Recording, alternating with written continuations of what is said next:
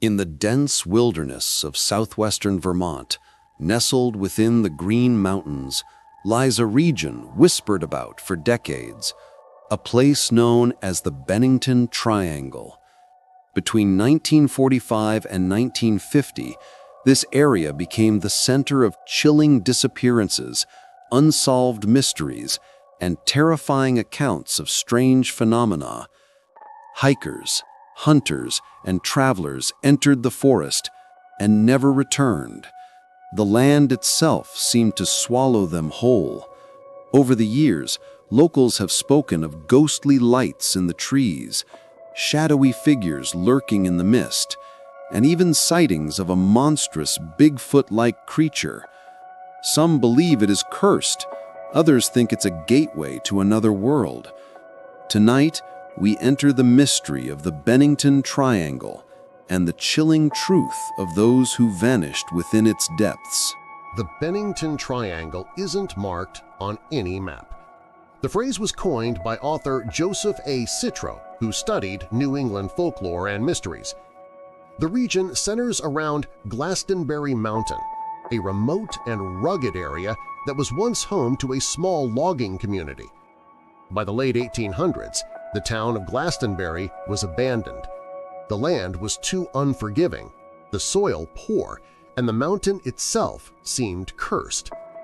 Even Native American tribes had avoided permanent settlement here, claiming the mountain was a place where the four winds met in chaos and where the spirits were restless.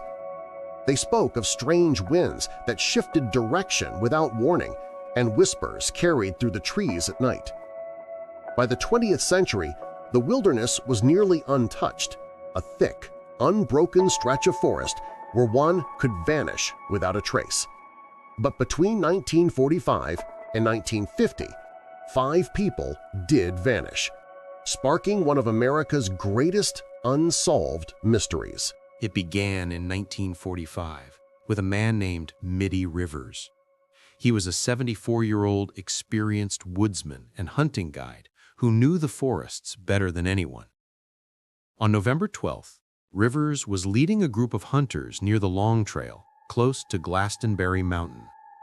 On the hike back, he walked slightly ahead of the group, confident, unafraid. But when the others reached camp, Mitty was gone. No sound, no struggle, no trace. Search teams scoured the wilderness for weeks using dogs and hundreds of volunteers. They found only one thing: a single spent rifle cartridge in a stream, believed to have been dropped by Rivers himself. But the man was never found. How could an expert woodsman simply vanish in terrain he had spent his entire life navigating? Some whispered that something in the woods had taken him. Others said he had stumbled into a place not meant for the living.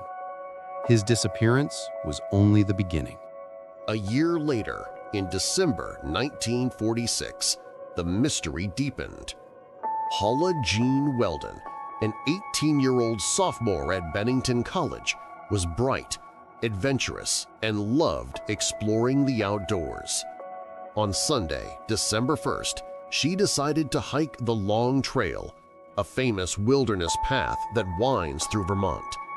She left her dormitory dressed in a red parka, with no money, no supplies, and no intention of being gone long. Witnesses saw her walking along the trail, cheerful and full of life. One group of hikers remembered she passed them, heading deeper into the woods. But somewhere beyond that, Paula Jean simply disappeared. When she failed to return, the entire community mobilized. Students, townsfolk, state police, and even the FBI joined in one of the largest search efforts Vermont had ever seen. Planes flew overhead, hundreds combed the mountains, but there was nothing. No clothing, no footprints, no signs of a struggle. Paula Jean had simply ceased to exist within those woods. Some suggested foul play. Others believed she became lost, Yet seasoned searchers argued it was impossible to overlook even a shred of evidence if she had perished there. As weeks passed, her image, the young woman in the red parka, haunted the locals, and the Bennington Triangle claimed its second victim. In 1949, the strangeness escalated. This time, it wasn't a hiker or a hunter. It was a passenger on a bus. James E. Tedford was a veteran, returning home to the Bennington Soldiers' Home after visiting relatives in St. Albans. On December 1st, 3 years to the day after Paula Jean's disappearance, Tedford boarded a bus bound for Bennington. Multiple passengers recalled seeing him along the journey, sitting quietly near the back. But when the bus reached its destination, James Tedford was gone. His luggage remained in the overhead rack. His timetable and belongings were on the seat, but the man himself had vanished somewhere between stops without anyone noticing. The sheer impossibility of it shocked investigators. No passenger remembered him disembarking. The bus made no unscheduled stops. Tedford had vanished in motion, swallowed between towns. To this day, the disappearance of James Tedford remains one of the most baffling mysteries tied to the Bennington Triangle. Some whisper that the land's curse doesn't just claim people in the forest, it extends to all who travel near it. Less than a year later, tragedy struck again. On October 12, 1950, an 8-year-old boy named Paul Jepson disappeared. He had been playing near his family's truck while his mother tended to pigs on a farm just outside Bennington. When she returned minutes later, Paul was gone. Panic spread quickly. Search dogs were brought in, and they picked up the boy's scent, following it to a road. And then, inexplicably, the trail ended. It was as though Paul had been lifted from the earth. His disappearance shook the community to its core. An innocent child vanishing in broad daylight, without a sound, without a trace. Some speculated he had wandered into the woods, lured by something unseen. Others feared abduction, yet no evidence supported either theory. The search dragged on for days, with volunteers scouring forests, rivers, and fields, but Paul was never found. His story added another chilling layer to the legend of the Bennington Triangle, that even children were not safe from its grasp. Only 16 days after young Paul Jepson vanished, the Bennington Triangle claimed yet another victim, this time a seasoned hiker named Frida Langer. On October 28, 1950, Frida set out with her cousin for a hike near Somerset Reservoir. She was an experienced outdoorswoman, familiar with the rugged terrain and in good spirits. But just a short way into their trek, she slipped while crossing a stream and soaked her clothes. Laughing it off, she told her cousin she would run back to camp, change into dry clothes, and catch up. She never returned. Her cousin, baffled, retraced the route. The distance back to camp was short, and yet Frida had seemingly disappeared in broad daylight. For months, searches combed the area. Volunteers, police, and even military aircraft. No trace was found. Then, 6 months later, her body surfaced in a location that had been thoroughly searched before. Her corpse was so badly decomposed that the cause of death could not be determined. The fact that her body appeared in an area already examined deeply unsettled investigators. Some believed it meant she had been killed elsewhere and later placed there. Others whispered darker possibilities, that the mountain itself had taken her, only to spit her out when it was done. Frida's case was the final disappearance in the cluster, but it cemented the Triangle's reputation as a place where the rules of life and death no longer applied. With 5 disappearances in just 5 years, speculation swirled about what was happening in Vermont's mountains. Some pointed to the unforgiving wilderness itself, steep ravines, sudden weather shifts, and treacherous terrain that could easily disorient or kill. Others suspected foul play, a hidden murderer who used the remoteness of the forest to cover their crimes. But then came the stranger theories. Paranormal researchers suggested that Glastonbury Mountain sits on a window area, a portal between dimensions where people could slip into another reality and never return. Others connected the disappearances to UFO activity. Indeed, locals had reported strange lights moving through the night sky, silent and deliberate, just before some of the vanishings.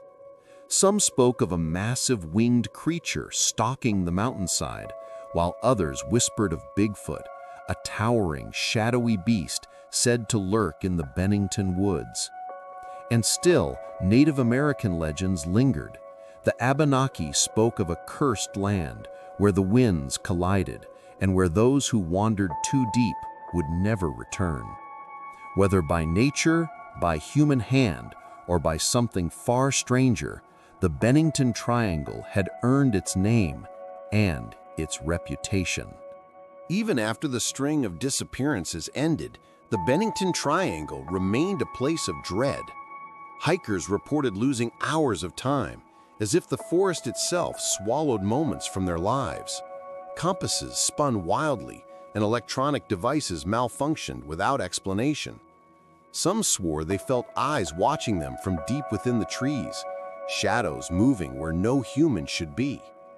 Campers described hearing faint cries for help in the dead of night, voices echoing through the mist, only to discover that no one was there. In one case, a hunter claimed he followed those cries, believing he was about to rescue someone, but instead stumbled into a sudden patch of complete silence where not even birds sang.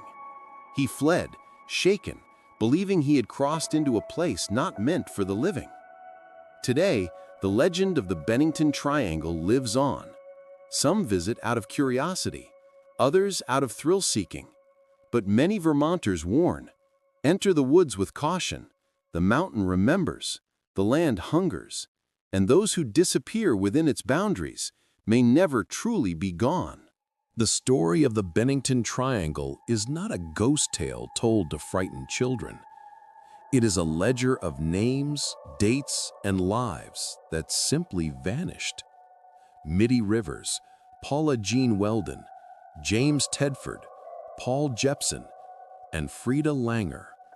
5 souls lost between 1945 and 1950, none with answers, all with questions that still echo across time. Their stories are real, their disappearances are documented, and yet the truth remains hidden in the mists of Vermont's wilderness. Perhaps the mountains hold their secrets jealously, wrapping them in fog and silence. Perhaps the disappearances were accidents, tragic but explainable. Or perhaps, as legends suggest, Glastonbury Mountain is more than rock and trees. Perhaps it is a place where the boundary between worlds thins, a place where something waits, watching, hungry. Even today, hikers tread lightly here, some whispering prayers as they pass through the forest. The wind seems to shift without reason, carrying voices that are not your own. Footsteps follow where no one walks, and the deeper you go, the more the silence presses in, as if the land itself is listening. So if you ever find yourself in Vermont, wandering near Glastonbury Mountain, remember the stories, remember the names, and remember that not everyone who enters the Bennington Triangle comes back out. Because in those woods, the line between this world and the next is paper thin.